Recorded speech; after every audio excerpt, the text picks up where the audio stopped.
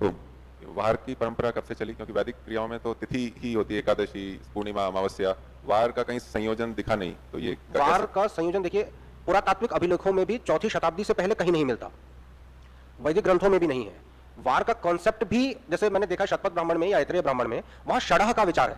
6 दिन के एक समूह को षढ़ बोलते हैं, और जैसे एक युग में 5 वर्ष होते हैं, ऐसे एक माह में 5 षढ़ होते हैं।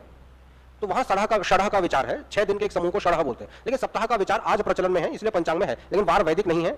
और पुरातात्विक या लिखित अभिलेखों में 4वीं शताब्दी से पहले का वार का अभी तक कोई प्रमाण नहीं है। 4वीं शताब्दी ईसा जी, 4th सेंचुरी। तो वहां पे परंपरा है कि संडे मास होता है, तो उससे तो जुड़ा हुआ नहीं है कहीं? जी, ईसाई परंपरा में यूरोप में संडे मास होता है, जो रविवार पूजा होती है, उससे जुड़ा हुआ है क्या? वहां से प्रारंभ हुआ है?